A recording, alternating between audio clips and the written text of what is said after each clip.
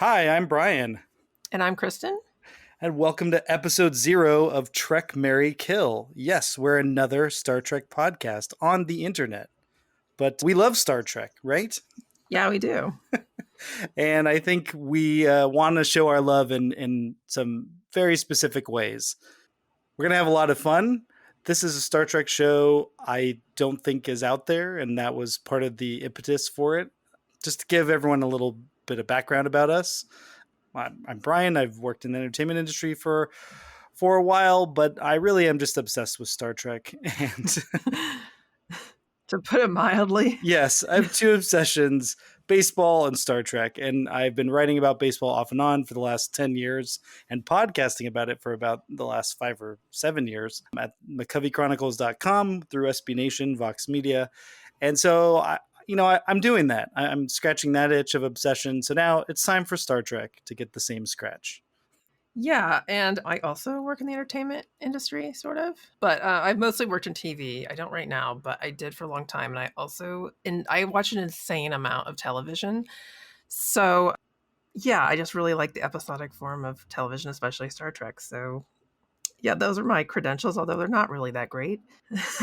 All we're trying to do is just say, like, where are we coming from? I think that's the main thing, is what's our POV? And that's, Yeah. we're not experts in the form, although I would say you watching an insane gobs of television. Yeah, I mean, I would say I'm an expert on just TV watching in general. Yeah, I watch like so many hours of television even now, and it's the thing I loved the most as a kid was television.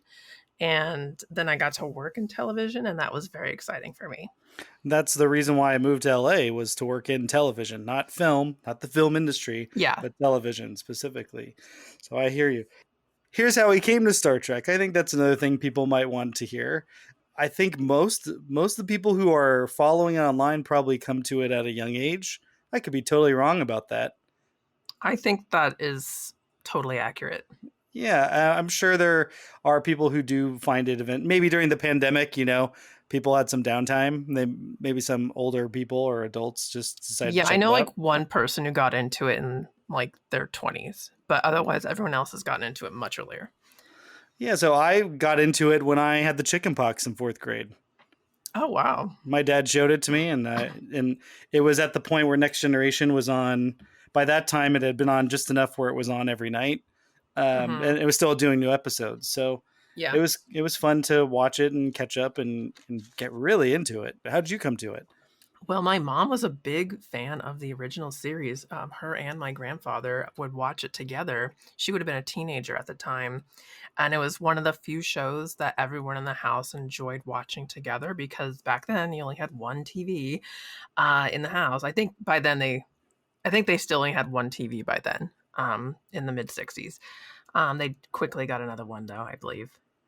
But yeah, that was Too much Star Trek. They're like, we yeah, got to like get another she, TV. because televisions weren't as expensive anymore. So I think you could add another one if you really wanted to at some point. But yeah, so she was a huge fan of the original series, and so when the Next Generation started airing, she was all about it. And so basically, it was just at least my middle sister and I and my mom were very into it. That's a great lead into where did this all come from. When there were only a few channels, let's say, and even when we got into it, there was cable, obviously, when we got into it, but you still didn't have the plethora of options. So if your choices were Star Trek and like the Bass Pro TV show on, you know what I mean? Like, Yeah. you're probably gonna watch Star Treks. Yeah. I mean, you had to watch what was on TV. We didn't have any streaming, Right. or you can watch something that you may have taped, Yes. or a movie that you may have purchased. Right, and again, no offense to the Bassmaster fans out there. Just want to be clear on that. But that's where this idea, sort of the germ of it, was. The idea that when Star Trek was one of the fewer options, unique options out there, because Star Trek, I really think, is still unique. It's its own genre. it is nominally science fiction. It is kind of maybe closer to science fantasy at the end of the day, but also it still is, it's kind of its own format of show in a way. But anyway, the larger point is, when that was like one of the few things on, you'd put it on and you'd hope it was a good one. This is before you could kind of just select, unless you taped it, watch, Yeah. pick the one you wanted to watch. So there was this idea that 30% of the episodes are going to be fantastic. 40% of the episodes, they're pretty good, and then 30% you're going to watch because they're still on. They're Star Trek. So that was sort of the germ of this idea. When for a long time I was going with 30, 40, 30 as the title, but I think Trek, Marry, Kill is more provocative. Yes. Decidedly so, yeah. Yes. So when we say Trek, Marry, Kill, what do we mean? Well, if we want to Trek an episode, that means like, oh yeah, this is great. It's got like a fun action sequence. It's cool to hang out with. I'll definitely watch it if it's on, or if it's on the DVD, or it's next up in whatever I'm streaming. Yeah, I'll stick around for that one. And if you want to marry it, what is that like? If you're stuck like in a desert, all time amazing. You think about it afterward in a good way. When it's on TV, like it doesn't matter how many times you've seen it, you want to watch it again. When your friend in their 30s is interested in watching Star Trek, that's one of the ones you're going to mention to them, kind of thing. Yeah. And then Kill is like when your dog pees on the rug. I think like that's you don't actually want to kill it. No, you're like, oh, I could kill you, but it's not the best thing that's happened to the thing that you love. Yeah. No, and that's kind of looking at you and wagging its tail, and you're so mad, but you're like, oh, I love my dog. So, yeah. And for all the people this hadn't happened, but yeah. And for all the people who don't like animals, highly suspicious, or they don't like dogs, maybe I don't know, what's a good equivalent? It's like when your computer crashes in the middle of something. No, that's just really annoying. I think it's just like this wasn't the best thing. Or like you have a really nice car that you like, but it sometimes gets a flat tire. Okay. Like all right. That's annoying, but you're not going to throw out the whole car. Okay. So the internet was basically founded on two things: Star Trek and porn. Yeah. And so I think Trek, Marry, Kill drafts off that perfectly, right? Yeah, and in case anyone is not clear, Trek, Marry, Kill is I don't know what I'm saying. A variation? A variation of the Marry, Kill game, where you take any three objects and you decide if you want to marry, or kill it. And there's certainly been Star Trek versions of this. I think even Patrick Stewart was roped into. He was asked this question at some point. I don't remember who he was being asked to marry, or kill. It seems like inconceivable that on as many conventions as these people have had to attend, that question has not been posed to them about something Star Trek related. Absolutely. And I think there's Reddit threads and all that stuff. So we're just going to do it with the episodes of all the live action series. That's the intention. But, some caveats here. I'm going to throw these out. And Kristen, you can push back if you feel the need to. I think there's some episodes that are unassailably, they're the ones you want to marry. City on the Edge of Forever, All Good Things, Trouble with Tribbles. I love All Good Things. Yeah, the best of both worlds. There are just some stone cold classics that you're just going to, these are the ones that you should watch. That's it. And I think there are maybe some ones that some people would automatically leap to as being in that group, and maybe we might disagree with it. But basically, there are 808 episodes of live action Star Trek. That's after season 2 of Strange New Worlds comes out, and after season 5 of Star Trek Discovery comes out, and after season 3 of Star Trek Picard comes out. So that's gonna. And we're not even gonna get into like Below Decks, which no lower decks. And sorry, what other thing is Below Decks? It's okay. Well, that's a reality show that you've seen. Honestly, I haven't seen either. No Lower Decks, no Prodigy, and no the animated series. Some people, I think even Roddenberry, says that that's canon. But we're not going to watch it. We're not going to watch the cartoons, essentially. I think we have enough material to pull from. I think so, too. Also, to a large degree, these are those shows, with the exception of the animated series, they're homages.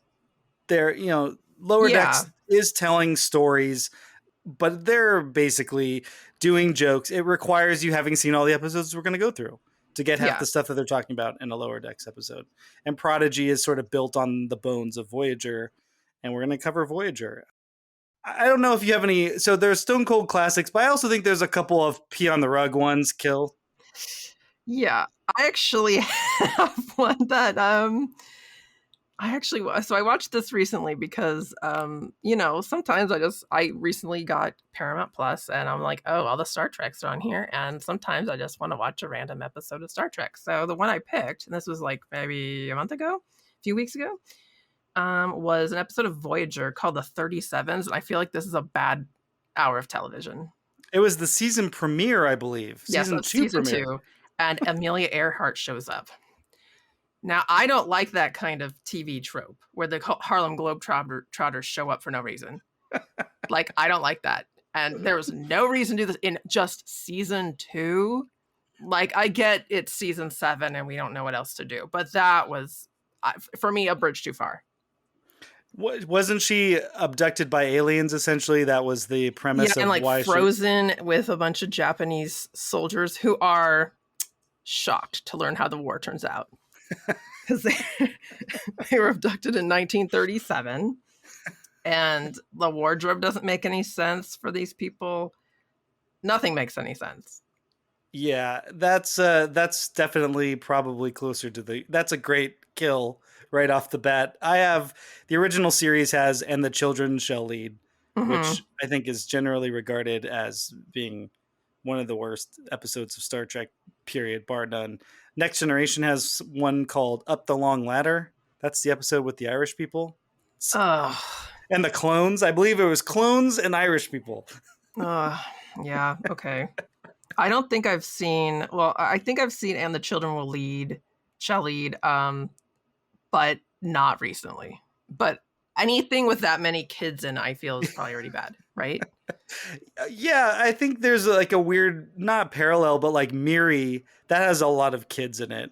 And that one was okay, but and the Children Shall Lead has, to me, it has the attorney that the Zodiac killer wanted to talk to on live no, TV. because Melvin Belli's in the episode. Yes, so that to me is the only reason why, like, it stands out in two distinct ways.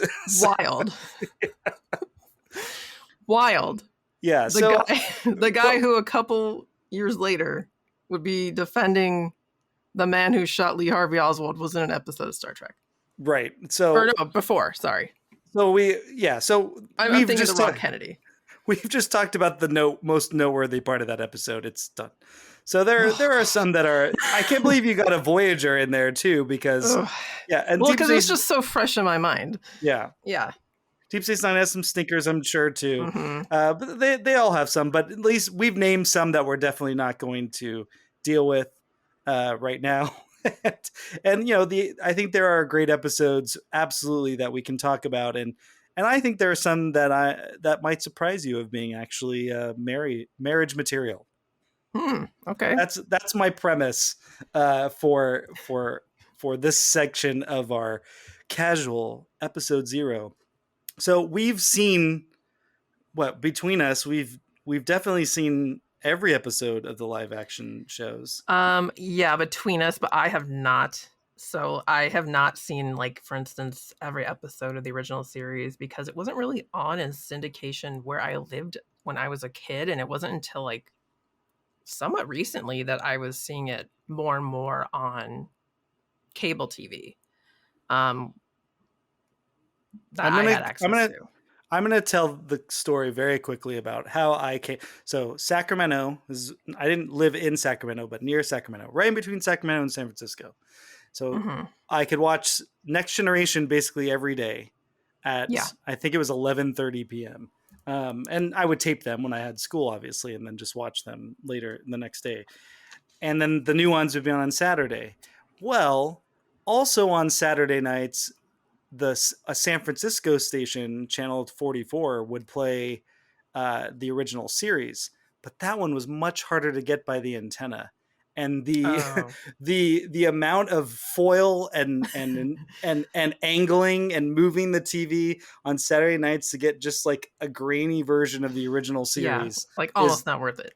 no, it's totally worth it. For some reason, even 40, even though 40 was closer and it was in stereo, like 44 was it just there was something the episodes were kind of compelling in a different way, not in a way that it's weird. I definitely am Next Generation has my heart, but it is odd how I've gotten older. I don't know if this is like pre-onset boomerism or something, but it is weird how I've gotten older that the original series has, you know, not necessarily, it's not my favorite, but it's like, wow, that is an incredibly fantastic show. And then I also think as I've gotten older, like at the end of the day, I'm like, man, Deep Space Nine is so cool. So, Yeah. Like, yeah, so I think I've seen every episode of The Next Generation. I have seen a lot of Deep Space Nine, but it's been a while since I've seen Deep Space Nine because again, like it kind of isn't on TV that often anymore. Like it's not, it doesn't have the staying power I feel as like The Next Generation or the original series does. well, hopefully they will come to their senses and do a remaster of that. It and Voyager are the only two shows left that aren't in high def.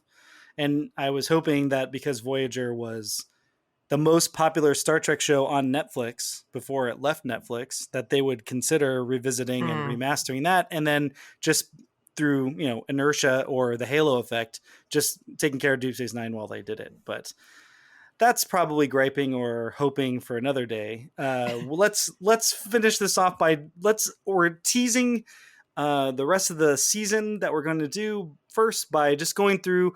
We've got qualifications, grades that we're going to use to go through each episode. So that we're going to have structure, basically. You know, it's not we're not. It I won't want to be make it just clear. us yammering about Star Trek aimlessly for an hour. Yeah, it'll be mostly focused with some aimlessness, but largely no. One thing is we're not going to recap the whole episode. This is the problem that I'm already seeing in the format, Kristen. Like, I don't want to spend a lot of time recapping the episode. I don't Like, either. you know, it's basically we did a test show. We did the test show for the next phase, the Next Generation, and that's the one where Geordi and Ro think they're ghosts. You know, and that's like Mhm. I'd rather we just do that.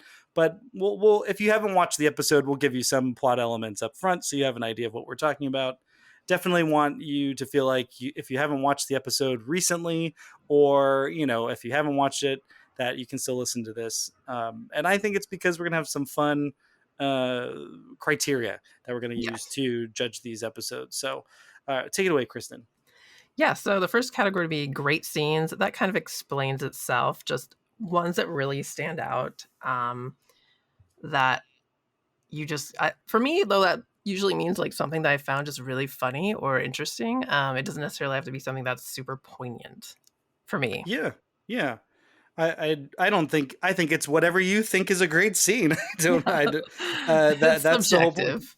Exactly. I think with a lot of Star Trek, you have a lot of that industry term, you know, pipe laying, and you have table setting and all that, where you're just trying to get through, explain what everything is going on, and sometimes you just have like genuine moments of actual emotion or whatever. But like you said, maybe you'll like the pipe setting scenes. That's fine.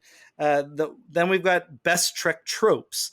You know, in every Star Trek episode, there's a captain's log, or they use the transporter, or there's a transporter accident. You know, there's something going on with the shields. I think calling Red out alert. percentage, red alert. You know, any Star Trek trope, and you'll know it if you've watched the show at all, and you know you're probably screaming them out at your iPod right now. People don't have iPods anymore, your phone right Not now. really. I Yeah, mean, a so standalone iPod. I mean, some maybe, but yeah, see pre-onset probably not. boomerism. It's already Yeah. it's setting in. On your Yeah, Sony Walkman. yes, exactly. So we're going to call them out. Essentially, we're going to address them, and then we're also going to do the worst Trek tropes. You know, so Yeah. sometimes Star Trek relies on things like technobabble. I still don't know after all these years what the hell an interferometric pulse is or what it's supposed to do. I mean, it's kind of I don't obvious. think It anyone caused does. interference, yeah. And you know, or there are scenes and dialogue with characters that no other show does, and it's not always a good thing. But sometimes it is a good thing, and that's where sometimes these tropes can be good or bad. Yeah, I think like the same trope can be either good or bad depending on how it's used. So, Yeah, yeah. All right, what's next? and then a most of its time quality. So, obviously, the original series was produced in the 60s. Like, what part of that would, you know, only happen in that time period, right? Versus something that was just made like on Strange New Worlds. Like, you're not going to have the same qualities. Like, for instance, less, hitting on women in, I would say, the newer series than there was in the original series. Like going out of their way to hit on women. Yes, like way out of their way. And also way out of their way to be like, can you believe there's women in the workplace? Like that kind of stuff.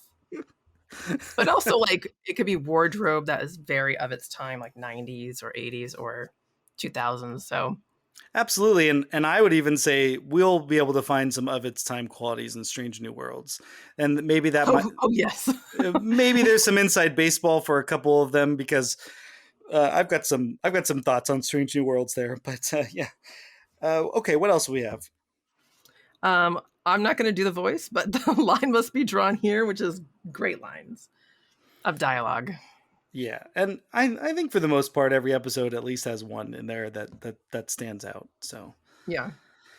okay, and then this one is the Anton Caridian Award for Best Performance. And Anton Caridian is the most famous actor in a Star Trek episode, I believe. He was also a Yeah, it's like a vicious killer. Shakespearean, Yes, like a Shakespearean drama troupe. yes, the Conscience of the King. That's season one of the original series, and basically he was also, but before that, he had another career as a man who committed genocide. So, Yeah, as a genocidal maniac. Yeah, but until then, but after that, he became a great Shakespearean actor. So, we want to pluck out the best performances. For most of the cast, I think we'll be able to find moments, this or that. There are some obvious. Patrick Stewart gets all the headlines, but hmm sometimes a guest actor or an actor that we've stayed with has a great scene or a great moment, and we're gonna point it out because yeah, we should. Okay, now this one we're both going to talk about because I think it's important. This next criteria is the Shatner, and yeah, I want to make it very clear. This is about going for it. It yeah. Okay, because yeah, it is not the antithesis of the Anton Caridian Award for best okay, performance. because the example that you sent me was of William Shatner like chewing the hell out of the scenery of one scene on the original series. Like no scenery was left unchewed. And so I took that to mean that this was like a what is an over the top hammy performance. But no, that isn't what it's supposed to be. Well, just to be clear, it's probably a lot like the best and worst. It doesn't necessarily have to be. Because I would say for Shatner at least, it really just comes down to who's going for it. Does it work? Does it not work? Maybe that's where we all wind up because we're just watching TV. So like, oh, that was a terrible performance. But were Yeah. they really going for it, or were they just a bad actor and they weren't even? You know what I mean? Like it was just too And reserved. another way you explained it was like it's they don't have a lot of time to do second takes all the time unless something is really horribly wrong. So I think it's like this person committed to this choice, Yes. and for good or for better or for worse. And so that's what the award goes to. Yeah, and I think sometimes it always comes down to sort of the villains essentially how mustached. Mustache. Exactly. So we'll have a lot of people in that probably falling into that category, but I still think it will open ourselves up to possibilities for even main cast. We're like, oh, they're trying to be very serious and emotional in this moment. Yeah. And I just want to make it clear again, we're trying to we love Star Trek, so this is all in good fun. This isn't criticizing performances of the actors. This isn't like carrying a chip on our shoulder. It's just about like picking it out because most of the time, the actors in all these shows that I can think of, they have their good moments too. You know, Yeah. Yeah. I think like most of them are not hacks. And I want to make right? that very clear. Like, I don't find very rarely am I going to say, okay, this is actually very hacky. And even then, I think it's a built-in thing of they don't have 3 or 4 takes at their Yeah. disposal to get it right, and they may not be directed well to get the performance that they need. And sometimes I think the writing can let them down as well. So, Yeah, yeah, yeah. Oh, for sure. And yeah, all right, and our next criteria is grade. what part of this are they teaching at Starfleet Academy? Um, Either it's some piece of some part of the diplomatic mission that didn't go right, or some new technology, or something that went wrong. Like, what are they teaching at Starfleet Academy? And I think in some instances, we might actually know the answer to that, right? Like, there's some episodes that like reference something that happened in a previous series that they learned at Starfleet Academy. Am I wrong? Am I making that up? No, I think you're right. I think my top of mind thought was Voyager does this. Oh yeah, okay. That was where I was thinking of, but yeah, that's absolutely true. We're going to find that'll just be fun too when they just make references to the academy and what they learned. So, Yeah. well, they're probably teaching the part that they said that they were teaching. So Yeah. that's one thing. But yeah, I think that's just fun to pull out those little nuggets. I'm hoping this is a fun category because I think that it forces us to this criteria and the next one. I think really force you to think about the episode maybe in a way that you're not as you're watching it. You're just trying to be entertained or get the Star Trekkiness of it. But to pull out sort of a random thought of like, why did they do that way? Maybe they shouldn't have done that. And not because we think that means then there shouldn't have been an episode if they had just done the right thing. But I like the idea of finding examples, lessons essentially from the episode. And then the next one, the our final criteria before we actually get to judging Trek, marry, kill. This one's a little more complicated, tricky. Mhm. How would the predecessor show or captain resolve the conflict of the episode? So if we're watching a Next Generation, how would Captain Kirk deal with it? If we're watching an original series, I guess we have to say, how would Captain Pike deal with it? Yeah. And we don't have a ton to go on No, but that I think it'll without just be watching all of Strange New Worlds, right? And even then. yes, right. I think the reason why I wanted to do that again is just can we think about this in another episode? Do these all I think there are one size fits all Star Trek episodes. They would work in certainly the scientific gag of the episode would work in pretty much a lot of the shows. But Mhm. there are certain ones that would definitely go wildly different in Yeah. different contexts. And I think it would just be fun to talk about that because at the end of the day, we are talking about how much we love Star Trek. And I think if you've watched all of them or most of them or watched them multiple times or just if you're obsessed with it like I am, it's hard not to. And the newer shows especially, they do kind of all start with you've seen Star Trek already, so you know this. And so I think it's kind of hard at this point to ignore everything that came before it. It'll just be fun. I'm sure it'll be And fun. who is the best Star Trek captain is been part of the discourse since there's been multiple series. So I mean that's just like part of internet discourse at this That's point. true. Kirk versus Picard was a TV Mhm. Guide cover. Oh man, just Yeah. explaining TV Guide as a cover.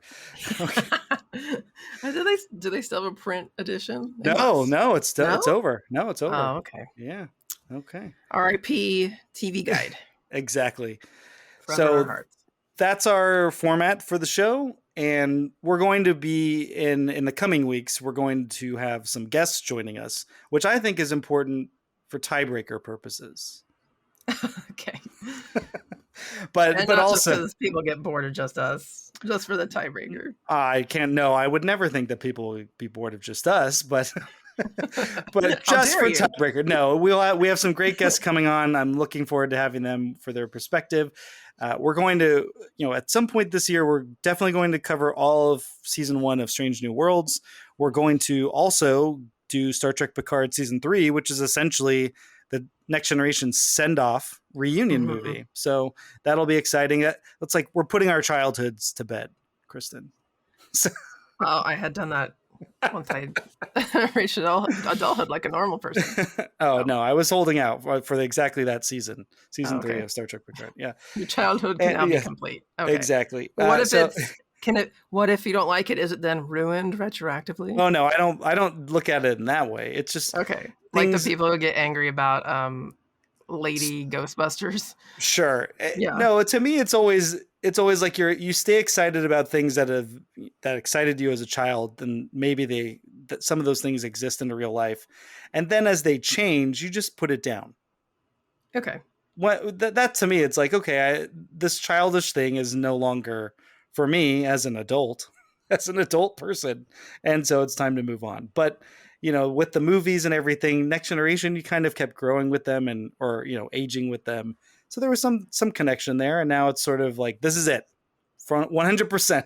And we're going to do some wildcard episodes. That's where the guests will pick the episode we watch. That hopefully that'll be fun. I think it will. Hmm. And but right up front, we're going to do the pilots for all the live action Yeah. shows. So that'll be our first strip coming out. We've got this episode. Keep it running. Keep your stream running, and we're going to roll right into Strange New Worlds, the first episode. So enjoy that, and we'll figure out our sign off and all that stuff for the next Yeah. episode. Who cares? But Yeah. but rate us 5 stars wherever you listen to the show, and you can Not always 4. Has to be no 5. no, and you can always at us on Twitter at TrekMaryKPod. I've been Bryan. And I have been Kristen. Thanks for listening, and stay tuned for our next episode.